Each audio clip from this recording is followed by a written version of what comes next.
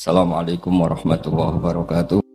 Dulu ketika sahabat punya imam yang lama sekali kalau sholat, sehingga si sahabat yang satu yang petani ini mufarokoh. Mufarokoh itu memisahkan diri, kemudian imamnya diselip. Itu boleh bang dalam fikih. Kamu niat mufarokoh dulu. Mufarokoh itu niat bahwa kamu memutus hubungan dengan imam, kemudian meneruskan sholat sendiri. Singkat cerita, dua orang ini berdebat, Mu'ad sama Ar-Ra'i yang penggembala ini. Kamu munafik, sholat kok meninggalkan imam. Terus yang satu bilang, kamu keterlaluan, sholatnya lama sekali. Singkat cerita, dua orang ini lapor ke Rasulullah SAW. Uniknya Nabi itu membenarkan yang petani tadi. Kamu Mu'ad jadi masalah. Agama ini tidak boleh jadi problem. Kalau kamu ngimami orang, jangan lama-lama. Di situ ada ibu-ibu yang ditunggui anaknya yang sedang menyusu, banyak petani yang nunggu macam-macam. Kayak pegawai POM ya ditunggu shift temannya, pegawai Indomaret juga gitu, apalagi Grab mungkin ditunggu penumpangnya macam-macam. Sehingga kebaikannya teman-teman yang kerja serabutan begini juga bergantung kebaikan imam tadi. Kalau sholat itu tidak boleh lama-lama, apalagi wiridan, sholatnya aja nggak boleh lama-lama, apalagi wiridannya. Nah, kadang-kadang orang ngira kebaikan tuh nggak ada sempritnya, ada juga. Sholat tuh ya disemprit sama Nabi, kalau terlalu lama juga disalahkan, karena nanti agama ini menjadi apa? Problem, menjadi problematika. Nah, termasuk kebaikan kita ketika membolehkan ya, atau mentoleransi atau mendukung pekerjaan mulai Grab dan lain-lain adalah agama ini rahmatan lil alamin. Dulu ada seorang sahabat tanya, ya Rasulullah, boleh nggak kita ngegeng di perapatan gitu? Kata Nabi, ya jangan kalau bisa, tapi kita harus natahat, dasarnya itu tempat kita jagungan di perapatan, di tempat-tempat umum lagi, di halte, terus kata Nabi, nggak apa-apa, tapi fa'atut thoriq haqqaha, kamu harus memberikan hak jalan itu. Apa hak jalan itu? Satu, kamu amar ma'ruf, kalau bisa ya nahi mungkar, kemudian bikin suasana orang lainnya menjadi aman. Nah, ini yang catatan. Kalau hitung saja, yang ikut Grab itu berapa hari? Nah, ini tuh energi besar kalau di atas 100 ribu. Hitung ya teman-teman di Grab, 100 ribu. 100 ribu ini kalau soleh semua, atau setengah soleh lah, kalau soleh banget keberatan dia soleh, setengah soleh. Itu tuh ada, ini sudah saya pikir, ada kebaikan yang menyebar di seluruh Nusantara yang berjumlah 100 ribu. Ini luar biasa. Ada kecelakaan dia menolong pertama, ada pemerkosaan menolong pertama, mungkin ada pencurian, ada apa. Maka kata Nabi, kamu kalau harus di jalan, itu kamu berkontribusi amar ma'ruf nahi mungkar. Saya sering ke Jogja karena saya mulai 98 di Jogja. Ya sering di terminal malam-malam. Saya ketika kecil itu sering diceritain orang nggak berani ke terminal ini banyak preman, nggak boleh ke terminal ini karena banyak preman. Ya mulai dari Sumatera, Jawa, hampir seluruh Indonesia. Kalau jam sekian sampai sekian sudah nggak berani karena banyak apa? Preman. Itu uniknya, preman-preman itu selain dulu ditangani tentara dan polisi, itu urusan negara ya itu, dan kita ngapresiasi. Itu hilangnya yang permanen itu bukan saja ditangani ABRI dan polisi, TNI dan polisi, tapi ditangani kultur. Banyak mulai orang soleh, santri dagangan di situ, ada ojek mangkal di situ, supir taksi mangkal di situ. Terus di sini orang-orang soleh yang menghalau ketika ada perempuan digoda atau perempuan dicopet atau apa. Terus lama-lama jadi kultur bahwa kebaikan ini dominan. Setelah kebaikan dominan ini otomatis menyingkir sedikit demi sedikit. Jadi selain negara ini harus melakukan sesuatu yang seharusnya, yaitu menjaga masyarakat dari kriminalitas, sebetulnya yang paling awet dan paling mudah dilakukan itu tadi, kebaikan harus menjadi kultur bersama. Sehingga kalau terminal kemudian ada mbak-mbak jilbaban yang dagang, terus papanya soleh, ada musola yang hidup, ojeknya juga gitu, terus supir taksinya, lalu kebaikan ini menjadi nilai bersama. Saking jadi nilai bersama, ibu-ibu yang takut atas dirinya nggak ngojek kecuali Pak ini karena terkenal amanah, nggak naksi kecuali Pak ini karena terkenal amanah. Dan kita Indonesia itu ingin seperti itu, sehingga amanah ini menjadi nilai bersama dan otomatis menjadi keamanan bersama. Corong Jawa itu tego nitipno anake karena dijamin aman, tego nitipkan istrinya juga karena dijamin aman. Nah kalau kebaikan ini juga menjadi satu nilai jual dan kita bisa mengawal secara serius, itu alhamdulillah betul. Nah dimulai dari mana? Satu, mental kita takwa. Kedua, sistem sosial, bahwa kita terkoneksi oleh indukan ya, juga terkoneksi oleh kepolisian. Maksudnya karena kita terdaftar, kalau ada anak hilang kan tinggal ini yang bawa wahyu misalnya. Nah, jadi saya mohon, semohon-mohonnya kebaikan ini harus jadi nilai bersama. Setelah terminal itu banyak orang baik, otomatis yang ini tuh menyingkir itu. Akhirnya apa? Nanti yang bos-bosnya toko itu ya hanya nitipkan sama orang soleh, yang mau nge-grab juga hanya titip sama yang soleh, begitu seterusnya, sehingga jadi siklus kebaikan yang bersama. Nah ini yang dimaksud Quran, wa tamiru bainakum bima'ruf. Iktimar itu namanya urusan bersama ya, saya ulang lagi ya. Jadi orang Arab kalau bilang iktimar itu urusan bersama, sehingga bahasa Arabnya konferensi besar itu kalau di NU disebut apa?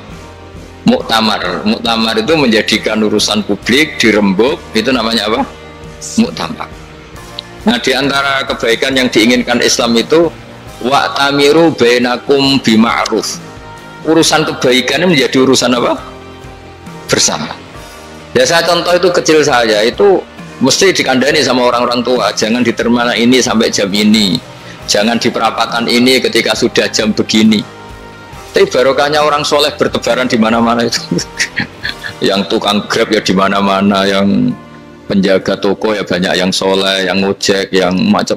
Sehingga di terminal itu nyari tempat sholat ya gampang, cari tempat duduk ya gampang, nyari orang amanah ya gampang. Bahkan lama-lama yang nggak amanah ini nggak laku.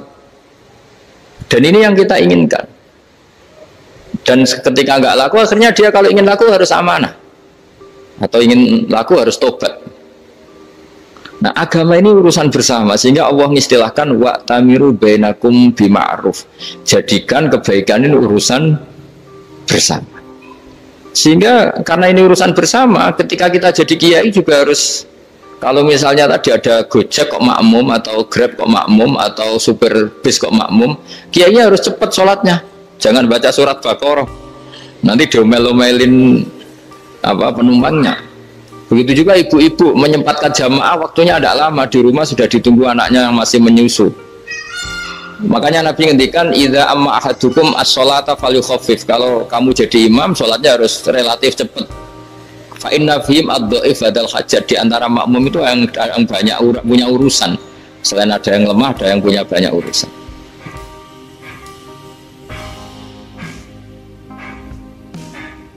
Nah, terus ketiga, masalah kekayaan hati. Kekayaan hati ini penting sekali, karena rata-rata teman di Grab itu kan miskin lah. Tapi jangan miskin sampai miskin hati itu. Bahwa kamu nyari nafkah itu sudah ibadah, berkelana di dunia Allah juga ibadah, menyaksikan macam-macamnya orang itu juga ibadah. Bahkan menambah khazanah ilmu. Di antara warisan ilmu yang kita dapatkan dari Rasulullah SAW, misalnya kamu jalan-jalan, punya kaki dua, punya tangan dua. Gara-gara jalan-jalan sering ngerti orang yang buntung. Alhamdulillah meskipun saya hanya Grab masih punya kaki itu. Terus ketemu orang buta ya gitu. Alhamdulillah ladzi afani mimma btalaka bih. Alhamdulillah saya terselamatkan dari seperti itu. Sehingga melihat orang maksiat juga gitu. Saya meskipun gini terselamatkan dari tempat maksiat, dari, sehingga hidup itu tidak nelongso gitu. Ada nilai lebih yang kita punyai. Jadi di antara kebaikan Islam adalah orang disuruh ingat sisi nikmat. Nah kalau nikmat itu sudah ada semua, kata Imam Ghazali, nikmat hidup. Kata Imam Ghazali, jika nggak ada kenikmatan yang Anda punyai, kamu datang ke kuburan. Disuruh datang ke kuburan. Dan kamu bilang begini, kenikmatan kembali ke dunia adalah kenikmatan yang diinginkan mulai yang mati zaman Nabi Adam sampai kiamat. Jadi kalau Fir'aun yang pernah jadi raja, Namrud, semuanya, bahkan orang-orang soleh sekalipun, kalau kamu tanya keinginan terbaiknya apa? Ingin kembali hidup untuk membenahi kesalahannya zaman hidup. Artinya apa? Kehidupan yang kita miliki sekarang adalah kenikmatan yang dirindukan mulai yang mati zaman Nabi Adam sampai kiamat. Maknanya apa? Kita punya kenikmatan yang luar biasa karena kenikmatan yang dirindukan oleh orang yang sudah mati mulai dulu sampai sekarang.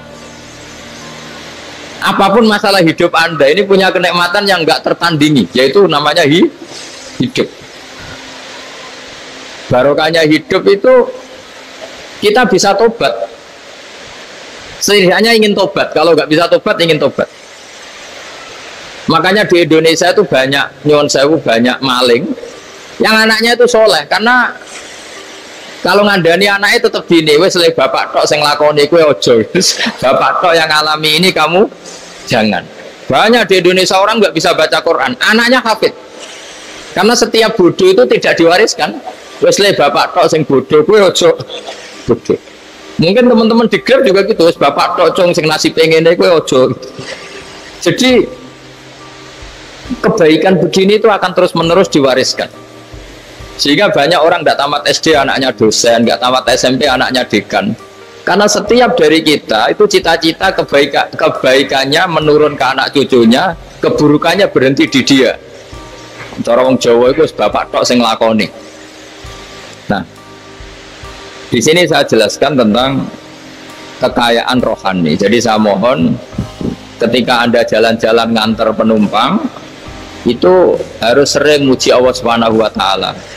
Ya, saya bacakan ayatnya at-taibunal abidunal hamidun. Orang baik itu yang tobat, yang ahli ibadah. Di antara definisinya itu as-saihun, yang sering jalan-jalan. Siaka itu jalan-jalan. Jadi orang paling bejo sak dunia itu sampai harus jalan-jalan ibadah dapat uang. Tapi syaratnya ibadah. Sekali tidak ibadah dapatnya masalah kan. Sering gonjekkan orang cantik terus ingat istrinya tidak cantik. Sering gonjekkan orang yang sopan, yang santun terus ingat andekan ini istri saya di rumah rewel gitu. Jadi kalau kamu tidak taat itu adanya penyesalan. Di lampu merah ada orang naik Ferrari, naik Alphard, sementara kamu di rumah hanya mobil butut, kadang malah tidak punya mobil. Jadi kekayaan rohani itu dimulai dari mana? Dimulai dari taat. Cara berpikir itu taat, bukan maksiat. Sekali Anda cara berpikir maksiat, maka adanya hanya penyesalan. Semakin pengalaman di luar, semakin penyesalan. Karena di luar sana banyak orang yang dapat nikmat yang lebih dari Anda. Tapi sekali Anda taat, kamu akan mensyukuri apa yang Anda miliki dan tidak pernah ingin sama yang dimiliki orang lain. Sehingga orang-orang yang sering pergi itu sama Allah dipuji. Jadi tidak ada nabi kecuali di antara ibadahnya itu jalan-jalan. Fasiru fil ardi. Sehingga semua nabi itu mesti pernah melakukan perjalanan internasional. Rasulullah Muhammad SAW pernah jalan-jalan sampai ke Syam, padahal beliau orang Mekah. Nabi Ibrahim yang orang Syam pernah perjalanan sampai ke Mekah. Karena di antara kearifan itu ya dimulai dari apa? Jalan-jalan tadi. Kamu ngerti orang yang macam-macam. Makanya di antara kebaikan umatku kata Nabi itu siyahah fil ard, sering berkelana, tapi tentu untuk mengambil pelajaran. At-taibunal abidunal hamidun as-saifun. Nah, agama mensupport itu. Sehingga kata Nabi, jika ada orang kok sholat qobliyah, ba'diyah semuanya di masjid, sama Nabi ditegur, la taj'alu buyutakum kuburan. Rumah kamu jangan jadikan kuburan, harus dapat jatah apa? Sholat. Kata ulama, kalau ada orang sering sholat di satu titik, itu ditegur. Kamu harus ganti titik yang lain supaya saksi bahwa kamu di bumi sholat itu banyak. Jadi kita ya punya nilai positif juga tentang apa? Karena kita sering siaha, kalau bahasa Arabnya itu sering keluyuran, saksi kita kebaikan juga banyak. Tapi pesan saya paling pokok tadi ya, jadikan komunitas kebaikan itu punya nilai jual.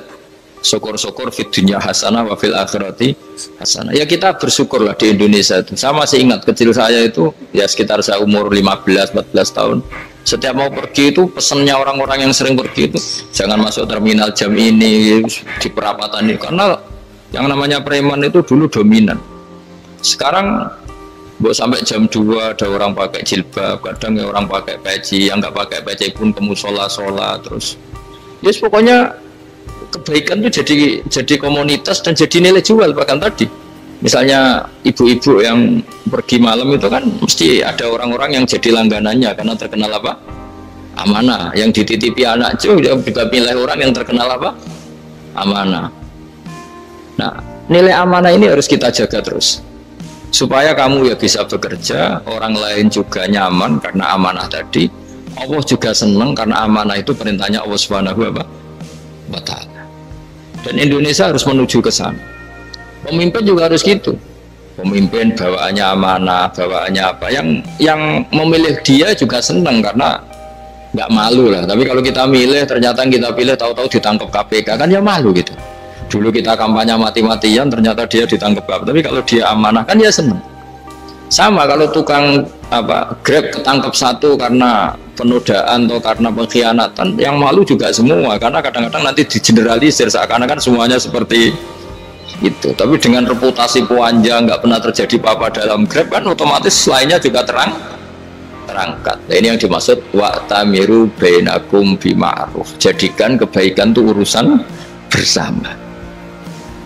Makanya andaikan negara itu sudah mengoptimalkan polisi, TNI untuk meringkus preman, oke itu baik. Tapi ya lebih awet lagi kalau itu ditopang apa? Masyarakat. Karena yang nggak amanah terkucilkan, terus akhirnya Grabnya nggak laku, akhirnya dia dipecat, akhirnya kan yang maksiat hilang, yang kriminal hilang, yang ada hanya Grab-Grab yang baik. Begitu juga di dunia apapun. Itu yang dimaksud wa'tamiru bainakum bima'ruf. Jadikan kebaikan ini urusan apa? Bersama. Nah, karena kita baik, otomatis jadi teladan yang baik bagi anak kita, istri kita, tetangga kita. Dan karena kita baik, maka terhormat. Sehingga orang melihat Grab itu simpatik, respect, karena reputasinya baik. Nah, karena orang respect, tidak dicibir. Barokahnya tidak dicibir, tidak mangkel. Barokahnya tidak mangkel, tidak saling ejek, bahkan tidak saling bunuh. Coba kalau kita jelek, dicibir orang, kita dalam keadaan mabuk, tidak terkontrol, bunuh. Jadi efek dari maksiat itu begitu buruknya. Sehingga penelitian itu mengatakan kebanyakan kecelakaan ya pemicu utamanya rata-rata ya nyupir dalam keadaan mabuk. Beberapa nyuwun sewu kasus-kasus kriminal rata-rata ya dipicu oleh hal-hal seperti itu. Makanya meskipun di luar saya tolong hindari narkoba, hindari hal-hal yang maksiat supaya pekerjaan Anda ini barokah.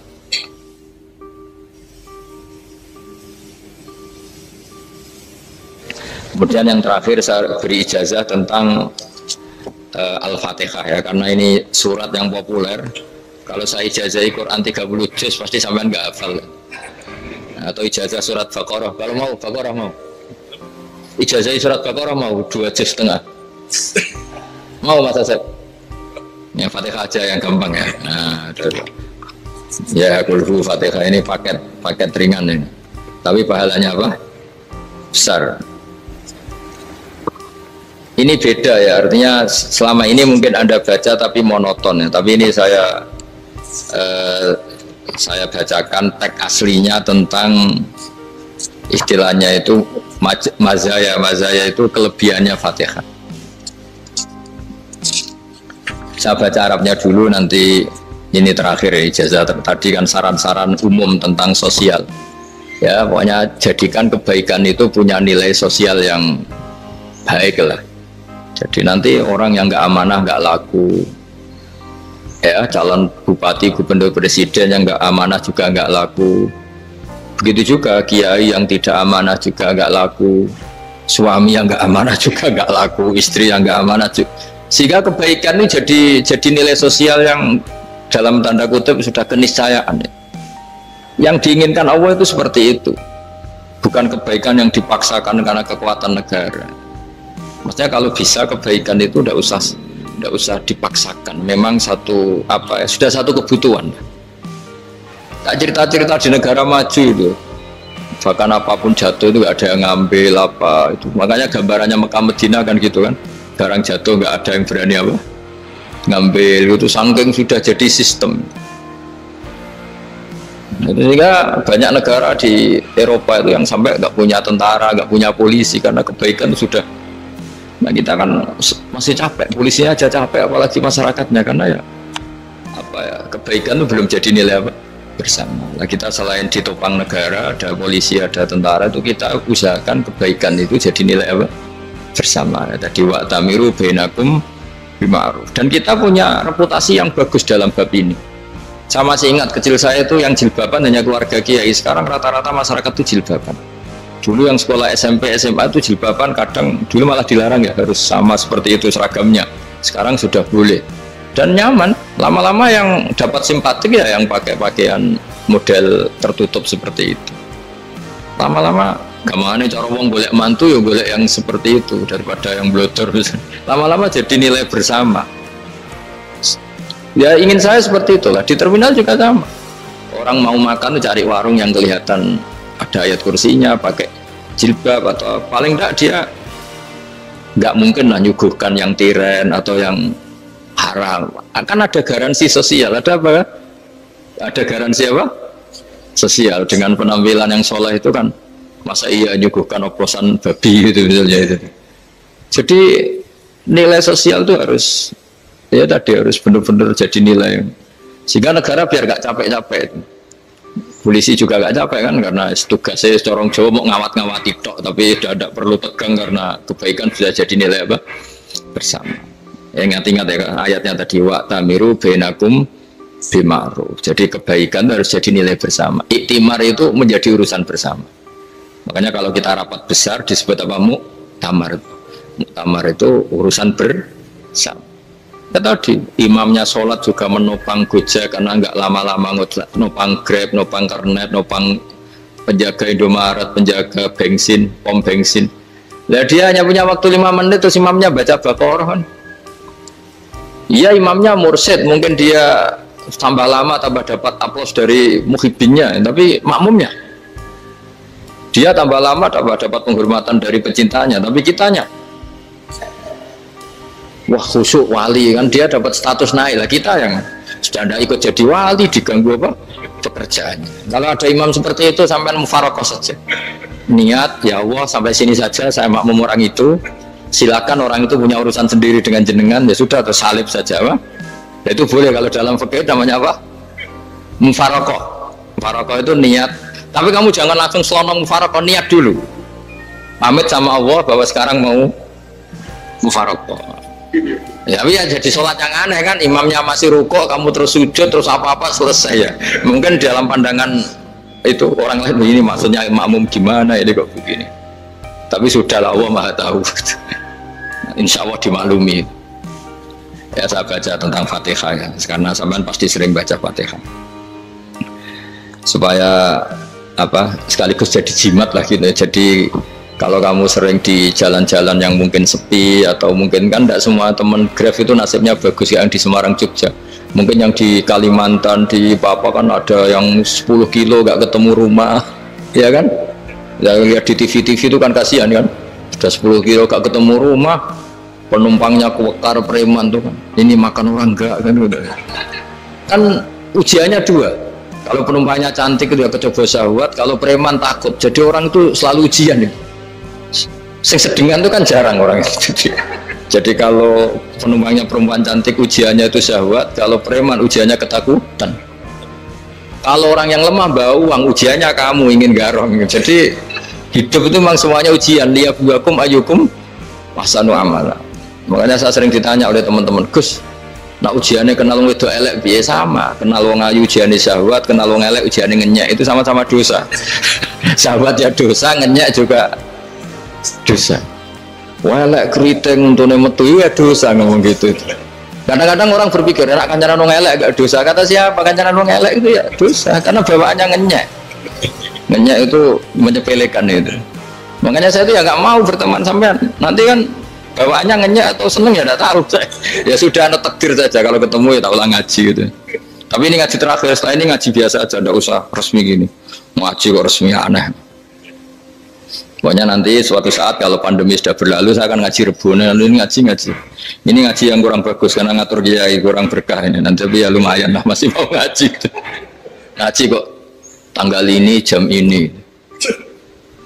Sekarang suatu saat kamu tak panggil, Mas Wahyu datang ke sini jam ini, tidak mesti bisa. Mungkin pas ada acara apa, maaf ke sini pas ngecek pas apa. Gitu. Jadi ya sudah, tapi tak maafkan, nggak apa-apa. Takbir ya. Tak bacakan supaya sampean tahu keramatnya Bismillah. Nah sebelum saya bacakan Bismillah Fatihah, tak beritahu tentang ilmu tafsirnya karena ini penting sekali. Fatihah itu dawuhnya Allah, tentu itu dawuhnya Allah. Saya ulang lagi, itu kalamullah.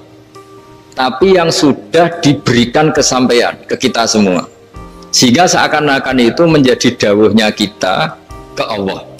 Jangan salah loh ya, Fatihah itu dawuh Allah, tapi sudah diberikan ke kita. Sehingga posisi kita itu yang punya itu.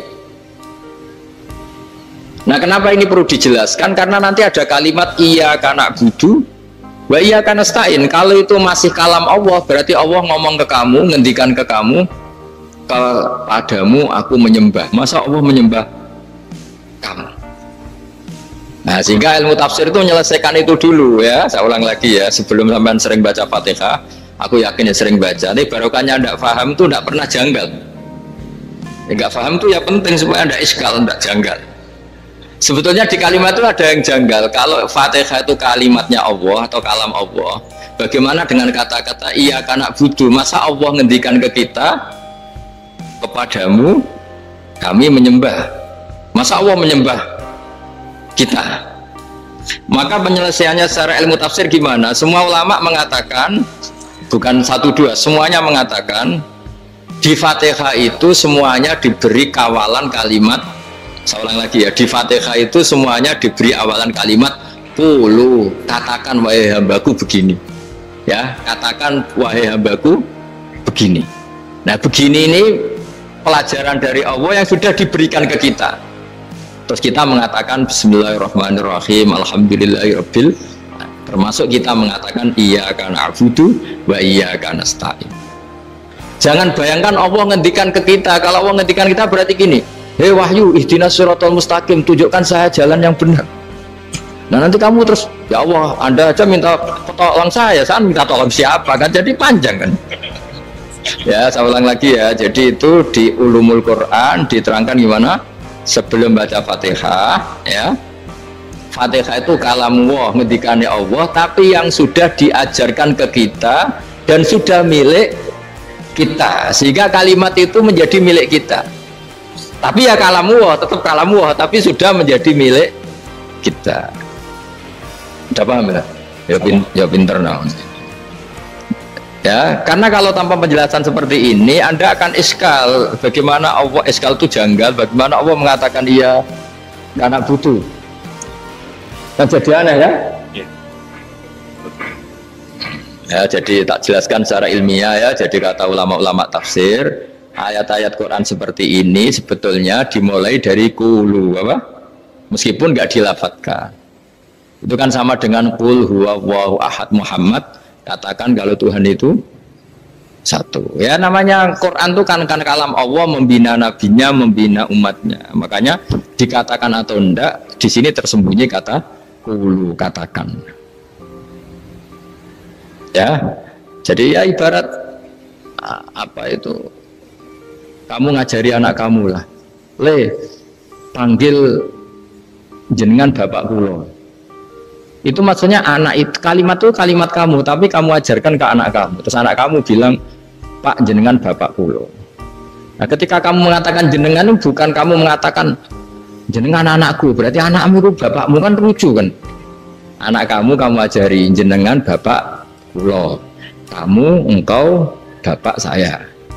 Terus anak kamu mengulang jenengan atau kamu bapak saya. Berarti itu kalimat yang kamu ajarkan, tapi sekarang sudah milik anak kamu. Kalau itu kalimat kamu kan lucu, masa anak kamu bilang bapak?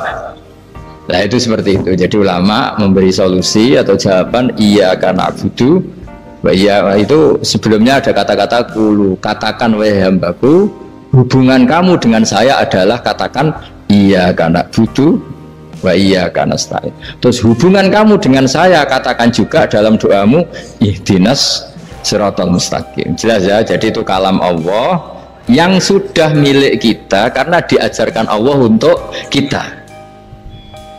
Dong ya? Ya sudah dong, yes. Gak jelas ya. Tapi bagus, gak jelas itu bagus. Kalau kamu jelas gak jadi dikrem, jadi gubernur. Min azimi fadliha kasratu asma'iha wa fadail ukhra. Ini cerita dramatisnya surat Al-Fatihah. Qala Abu Hurairah radhiyallahu anhu inna iblisa ranna khina unsitat Al-Fatihah. Jadi iblis itu begitu kesakitan. Ini kitab Abwaabul Farad karangannya Sayyid Muhammad Alawi, juga kutipan dari beberapa kitab. Yang jelas beliau sendiri juga ngutip dari beberapa riwayat di beberapa hadis. Halaman 123. Ketika Fatihah turun itu iblis kesakitan. Kayak orang sakit gigi lah, tersiksa sisanya karena turunnya surat apa? Al-Fatihah. Artinya kalau Anda baca Fatihah dijiwai, maka Anda melemahkan setan, melemahkan iblis. Wa qala Mujahid khina unzilat Fatihatul kitab ronna fastama indahu asyayatin. Jadi ketika Fatihah itu turun, iblis itu terkapar lah kira-kira, sampai dijenguk banyak setan. Jadi kemana di ICU lah kira-kira gitu kalau sekarang itu, entah COVID entah enggak tahu, pokoknya di ICU sampai dijenguk banyak setan. Enggak tahu bawa apa enggak tahu, pokoknya dijenguk banyak setan. Ono yang nyangoni karena ini apa? Ketuanya apa? Insan sakit. Jadi iblis itu sakit sampai dijenguk anak buahnya setan-setan. Ya, semoga kalian semua tidak kenal setan. Kalau kenal berarti teman, apa? Wa qalu misla dzalik. Wa qala lahum laisa mimma taquluna syai'un walakin unzilat suratun laisa ajruqa iliya illa an harramahu alaihi nar jahannam. Saya ini bukan sakit fisik kata iblis. Kamu tidak usah jenguk saya, datangkan dokter terbaik, tidak usah. Saya ini tidak sakit fisik. Saya ini sakit karena ada surat yang diturunkan, yang pahala yang melafatkan surat itu pasti selamat dari neraka. Padahal misi terbesar saya ini supaya manusia masuk neraka. Sekarang punya tamengnya. Mulai pusing kan? Ya seperti orang lah, goda sampeyan ternyata sampean setia, itu kan pusing. Nah ternyata tidak setia, itu yang akhirnya ribet kan itu. Jadi iblis itu cita-cita terbesarnya kan semua orang itu masuk neraka. Nah sekarang turun satu surat yang gara-gara surat itu siapapun yang baca dijamin selamat dari neraka. Jadi walakin unzilat suratun laisa ajru qailiha illa an harramallahu alaihi nar jahannam. Karena jadi dia shock lah itu. Kalau orang di Jawa itu bilang shock. Aduh sial nasib saya ini umat nggak bisa saya goda lagi karena punya tamengnya tadi punya. Qad batala kaidukum wa makrukum. Rekayasa kalian sekarang itu tidak ada gunanya semua. Nah ini alhamdulillah di Indonesia kelihatan kan banyak yang miskin, banyak yang susah. Tapi selagi mereka masih sholat, tuh keinginan mencari halal itu masih tinggi. Kayak apa kita di tengah kota, jauh dari anak istri, jauh dari tetangga. Biasanya kalau orang jauh dari anak istri, tetangga kan sakar PDW. Tapi yang soleh masih banyak, sudah jauh dari keluarga tetap lurus. Loh, kalau yang dekat lurus kan wajar, konangan mengakeh kan. Ini sudah jauh masih lurus. Nah ini nggak lepas dari barokahnya surat apa? Surat Fatihah tadi. Jadi karena ada surat yang menjamin pelafalnya atau qailiha terbebas dari api neraka. Wa qalat as-sayatinu lahu is ayyusai'in ta'muruna ya maulana. Faqala lahum idhabu wajtahidu hatta tukhfilu qulubahum hatta la yaqulu hadhihi surah. Lalu kita gimana? Jari para setan begitu. Lalu kita gimana? Kata iblis, sudah bikin mereka lupa sehingga tidak baca lagi. Selagi masih baca kita pasti keok. Jadi kalau sampean sudah jarang baca Fatihah itu berarti sudah bagian dari kemenangan apa? Iblis. Jadi kalau sampean sudah jarang baca Fatihah itu berarti bagian dari kekalahan Anda, kemenangan iblis. Masih sering baca? Berapa kali? Dan sama lagi.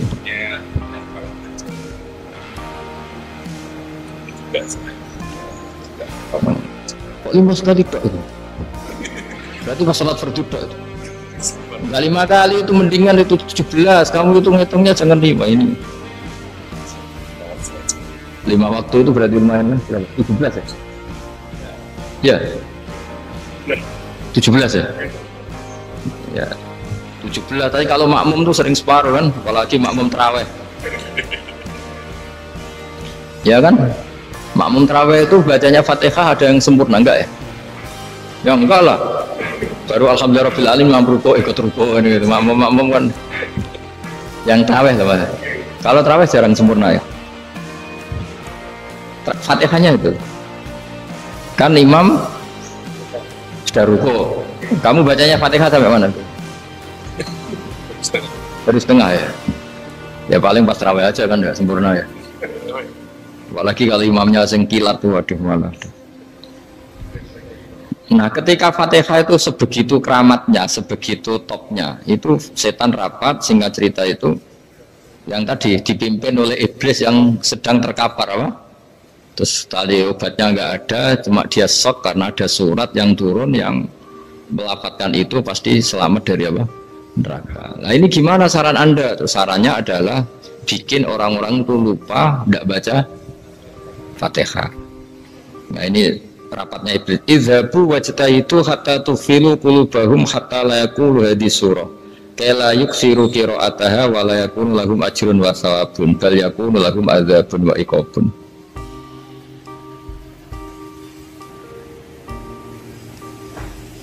Jadi saya mohon selama ini Anda sudah baca, tapi mungkin hanya rutin saja. Kenapa rutin saja? Jadi barokahnya ngaji ini kamu punya kekuatan atau punya semangat membaca, karena ini surat yang luar biasa. Ibarat gini, kalau sampean tanya, saya juga sering mikir, masa Gus hanya surat kok punya kekuatan seperti itu?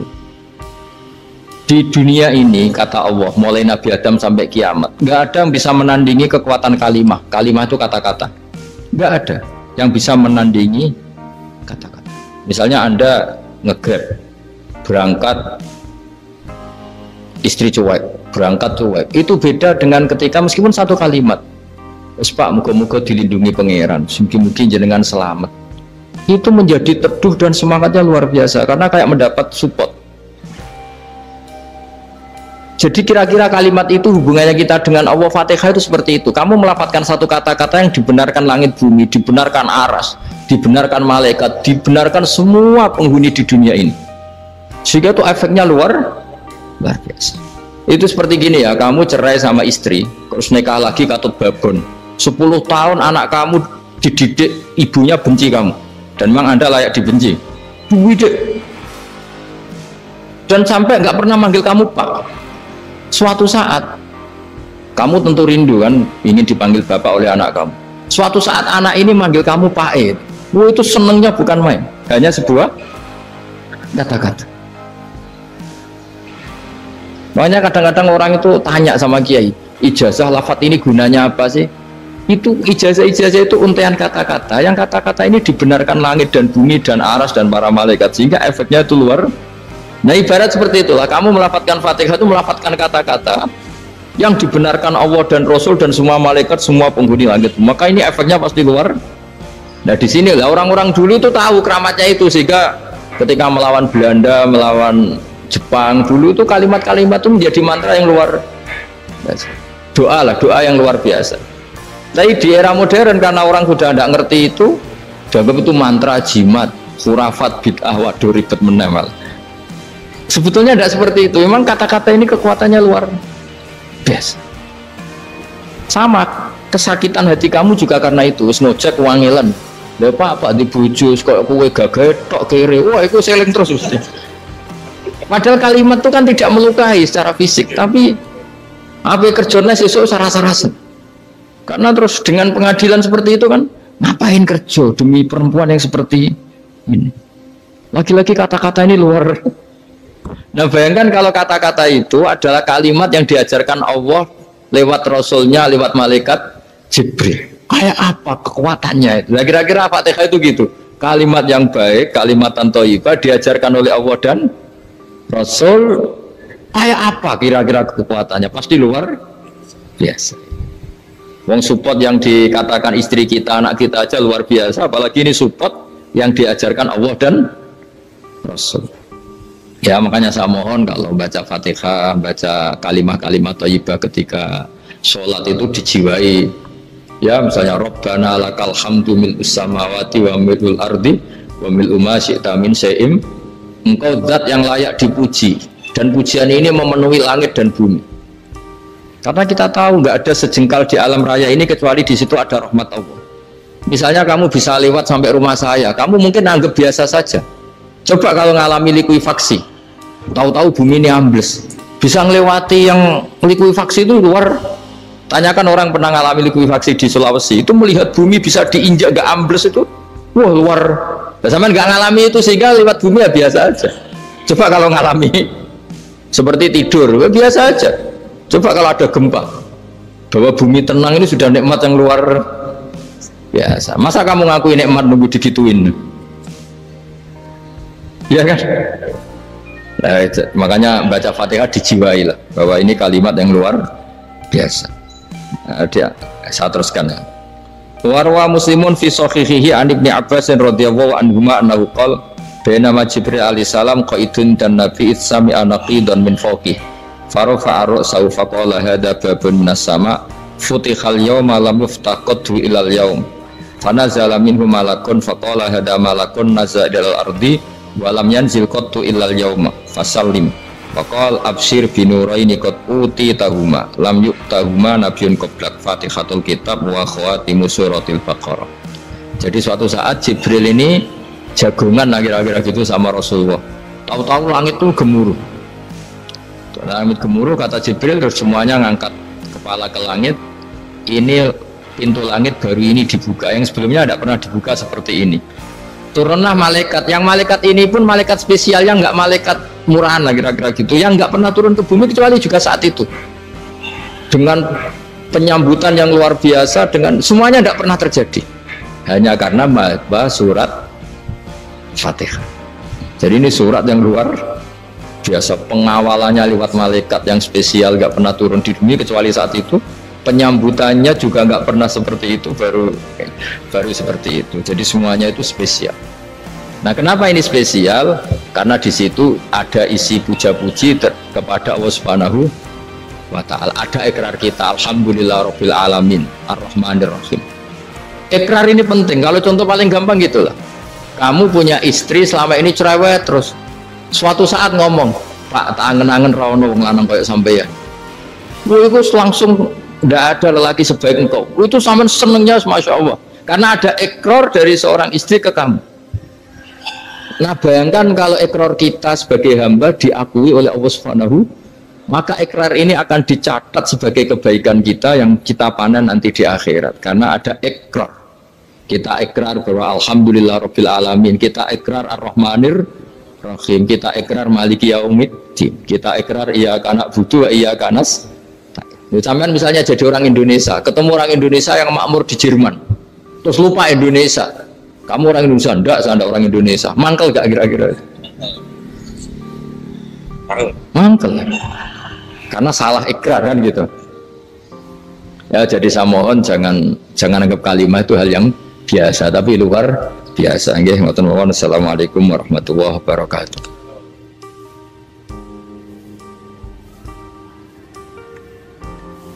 Saya berkali-kali kampanye di mana-mana lah, kampanye dan menganjurkan.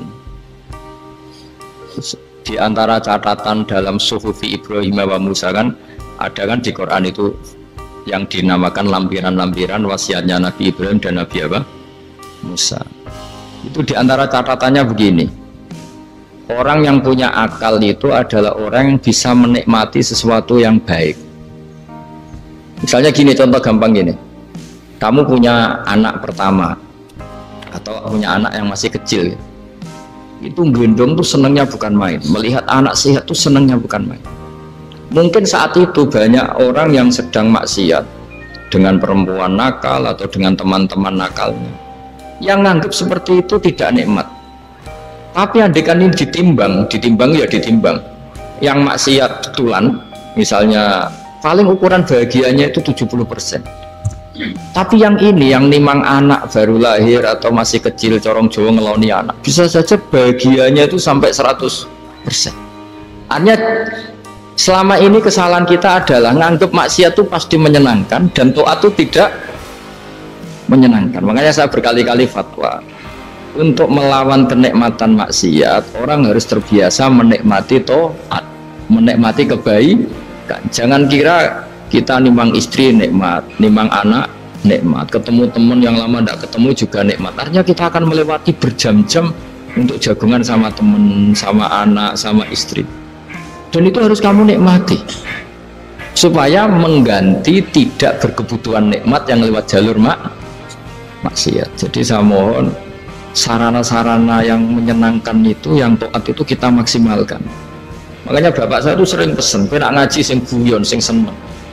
Nanti wong maksiat tuh karena cari kesenangan.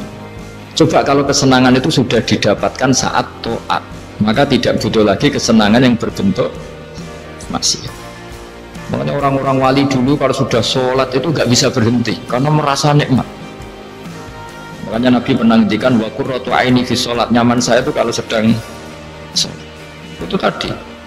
Bayangkan kalau besok itu pasti mati. Latihannya harus gitu. Bayangkan besok itu pasti mati. Berarti itu hari terakhir kamu. Ya, hari dengan merasa hari terakhir itu kalau kamu maksiat kan malu. Waduh, mati pas. Makanya sholli sholata muwaddiin. Kamu sholat seakan-akan itu sholat terakhir. Dan bayangkan akhirat itu wa'mal li akhiratika ka'annaka tamutu, dan bayangkan akhirat itu besok kamu mati. Sehingga ketemu istri ya seneng karena ini pertemuan terakhir, ketemu anak ya seneng ini pertemuan terakhir, sholat juga tenanan karena ini sholat terakhir. Sehingga kalau mau maksiat tuh takut, jangan-jangan ini kehidupan saya terakhir kok tak pakai seperti ini. Nah, jadi di antara resepnya itu apa tadi? Nganggep ya ibadah itu menyenangkan. Nah, gitu. Pinter.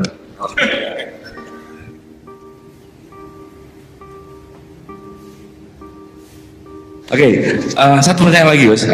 Ini ada pertanyaan dari teman-teman mitra driver Grab. Saat mengantarkan barang, tiba-tiba azan waktu sholat, ya. Lalu kita sebagai driver harus sholat dulu atau menyelesaikan orderan dulu, karena itu juga amanah kan orderannya itu. Mungkin nganter barang atau mungkin nganterin penumpang. Mengingat barang tersebut sudah ditunggu pemiliknya dan penumpang tersebut juga sudah ada janji yang lain, pokoknya gitu. Nyuwun pencerahannya Gus gitu. Begini ya, ini kan fikih sosial ya. Saya jawab ini memang nggak harus pakai fikih, nggak pakai rasa. Saya ulang lagi, pakai fikih nggak pakai rasa.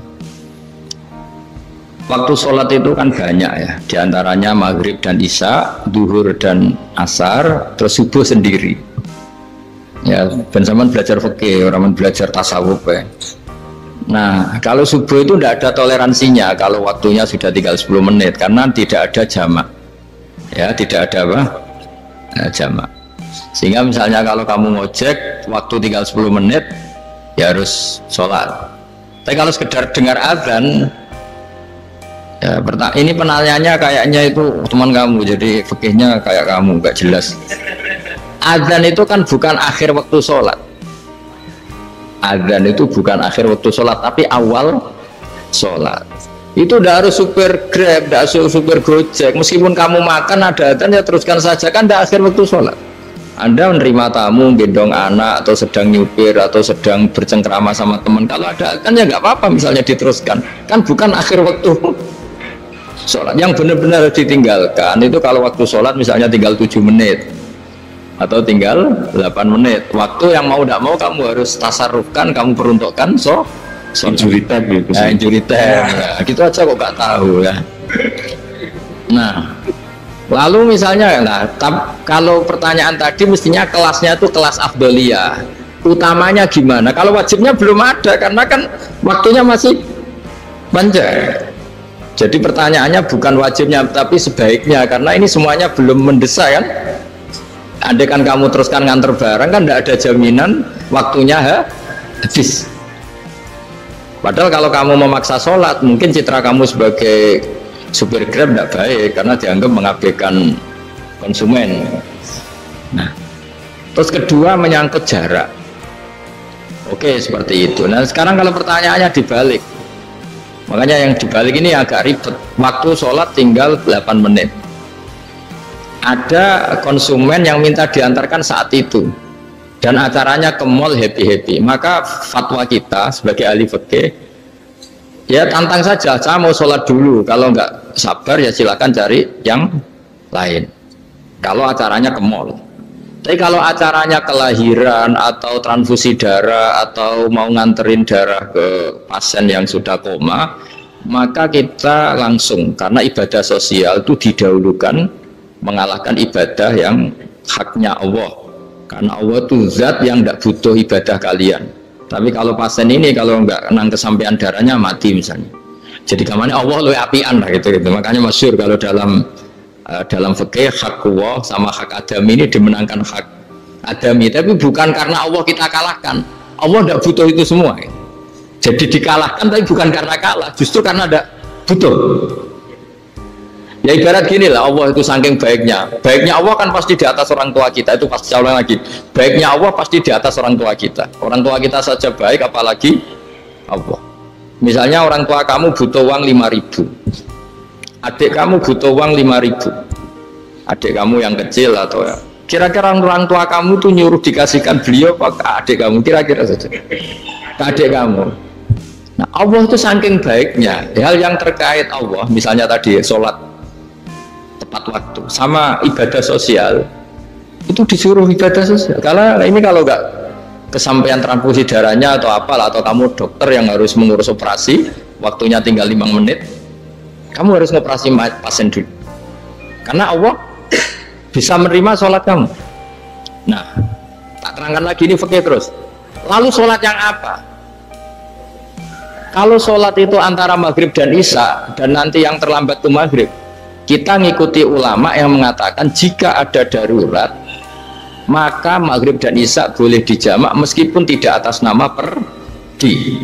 Kan jarak kamu kan tidak jarak masafatu qasrin.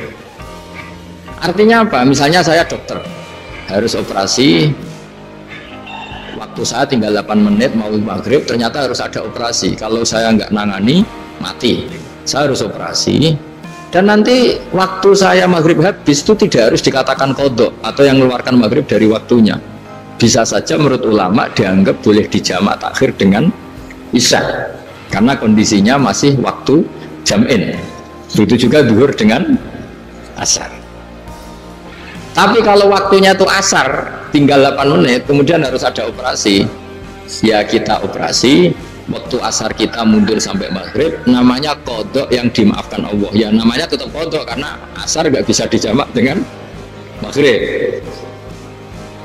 Jadi ini fikih ya. Jadi jawabnya harus jelimet. Jadi saya ulang lagi ya. Tadi kan pertanyaannya dengar adzan. Kalau adzan kan waktunya masih panjang. Apalagi misalnya maghrib kan waktunya kan taruh saja ada waktu seperempat jam. Ternyata andekan kamu antar hanya butuh waktu 7 menit, kan nggak ngefek sama saya nyanda. Nah, nyanda okay.